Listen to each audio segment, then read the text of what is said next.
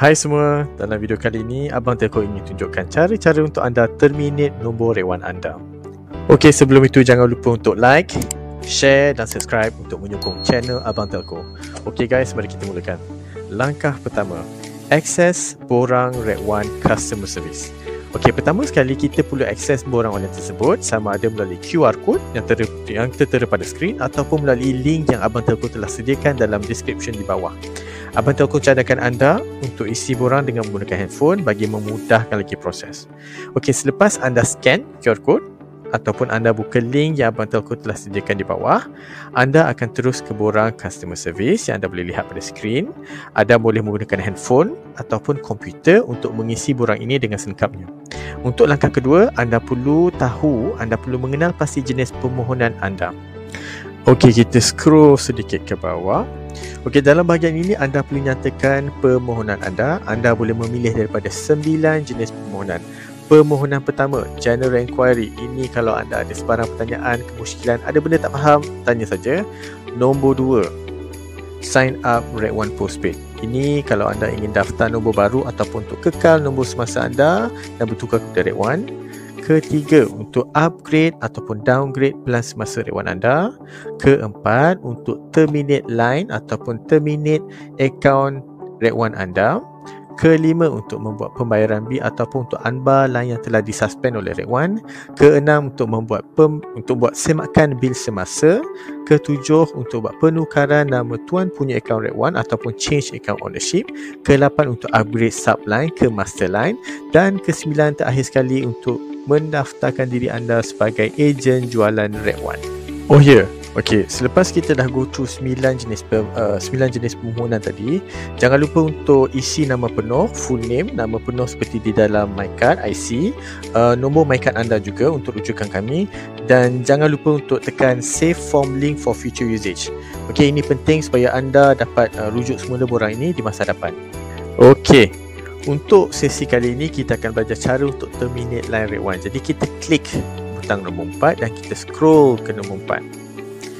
Okey, peringatan anda akan diminta untuk menghantar gambar IC depan belakang dan bukan gambar photostat. Ya, bukan gambar photostat. Dan anda diminta untuk membuat bayaran yuran proses seperti yang tertera dalam borang. Proses pembatalan akan dimulakan selepas maklumat permohonan anda lengkap dan juga bayaran sudah dibuat.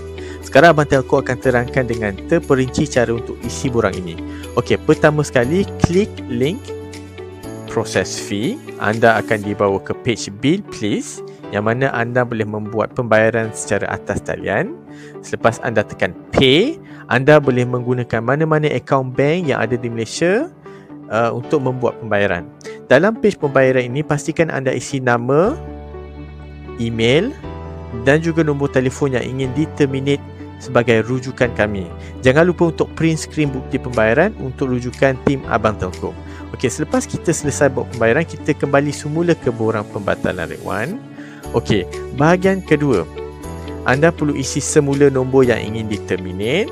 Okey, bahagian ketiga pula, tekan klik to upload untuk mengupload gambar MyCard depan dan belakang. Saya ingin ingatkan anda ada dua cara. Sama ada anda upload, anda boleh ambil gambar tersebut. Bila anda tekan klik to upload menggunakan phone anda akan automatically buka kamera yang mana anda boleh ambil gambar MyCard depan dan juga gambar MyCard belakang. Okey, sekali lagi, kami tak boleh proses kalau gambar tersebut adalah gambar photostat. Okey, akhir sekali kita scroll ke bahagian bawah. Okey, dan tekan butang submit on WhatsApp. Okey, langkah terakhir sekali, hantar borang dan tunggu pengesahan. Okey, selepas anda menghantar borang melalui WhatsApp, borang anda akan diterima oleh tim Abang Telco. Tim Abang Telco akan buat proses permohonan anda secepat mungkin. Anda juga akan dimaklumkan melalui WhatsApp apabila permohonan anda telah diluluskan. Okey, setakat itu sahaja daripada Abang Telco untuk kali ini. Jika ada sebarang pertanyaan, sila tinggalkan komen di bawah. Jangan lupa untuk like, share dan subscribe channel Abang Telco untuk lebih banyak tips yang berguna di masa hadapan. Semoga bertemu dengan anda lagi di video-video yang akan datang. Okey, terima kasih guys.